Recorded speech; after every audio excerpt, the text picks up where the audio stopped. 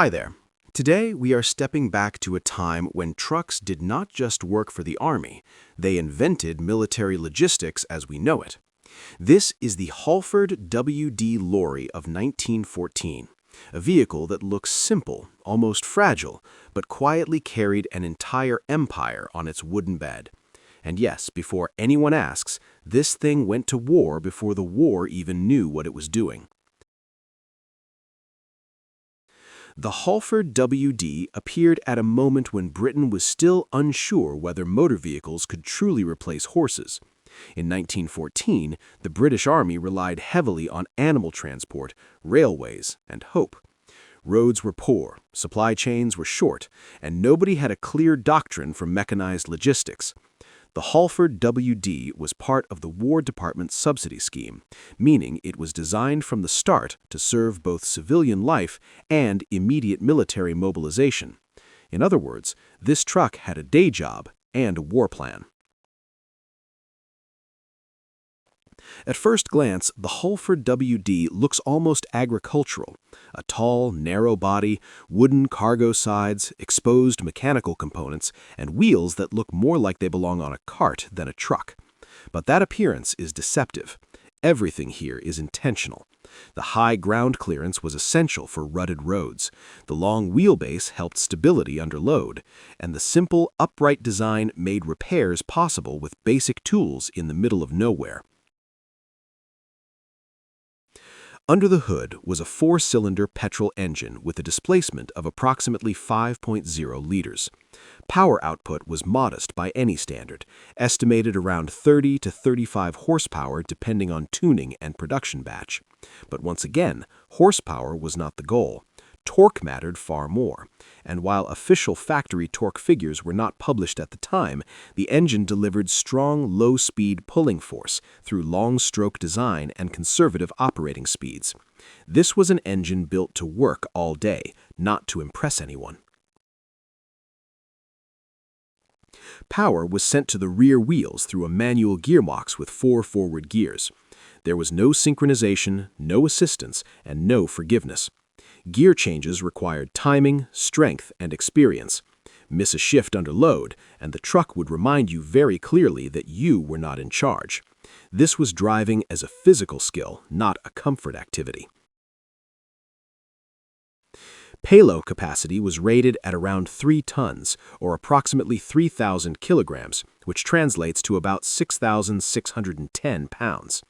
That number appears painted directly on the truck in many period photographs, not as marketing, but as a warning. Exceed it and you were on your own. And yes, the Army often exceeded it anyway. Dimensionally, the Hallford WD was large for its era. Overall length was approximately 6.0 meters, about 19.7 feet.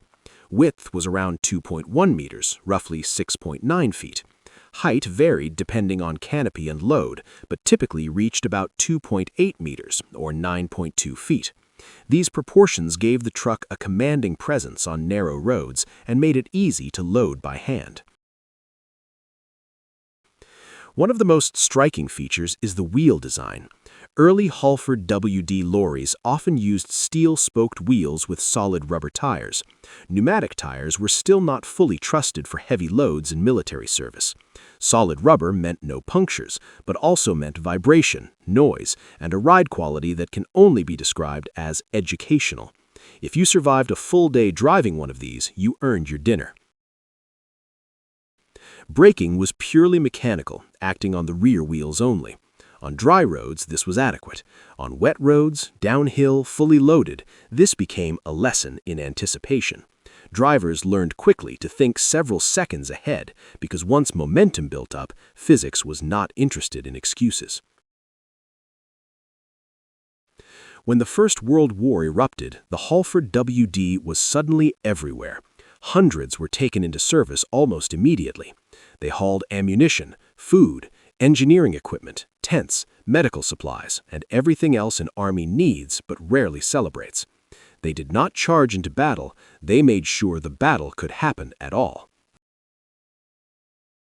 In France and Belgium, these trucks faced mud that swallowed horses, roads destroyed by artillery, and constant strain. And yet, they kept moving. Part of the reason was simplicity. No complex systems, no delicate components, no unnecessary features. If something broke, it could usually be fixed with a hammer, wire, and determination. That mattered more than elegance.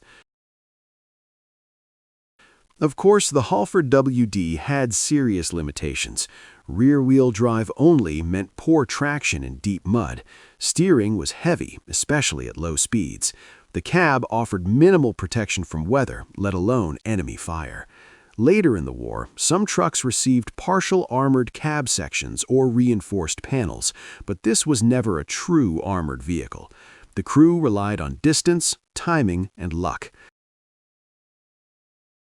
Yet the strengths outweighed the flaws.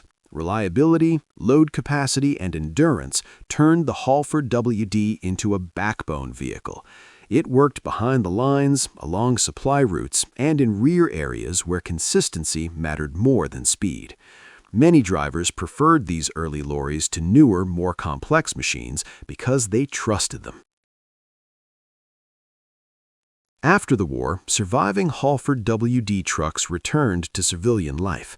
Some went back to haul goods, others became farm trucks, municipal vehicles, or industrial workhorses. Their military paint faded, but the mechanical bones remained.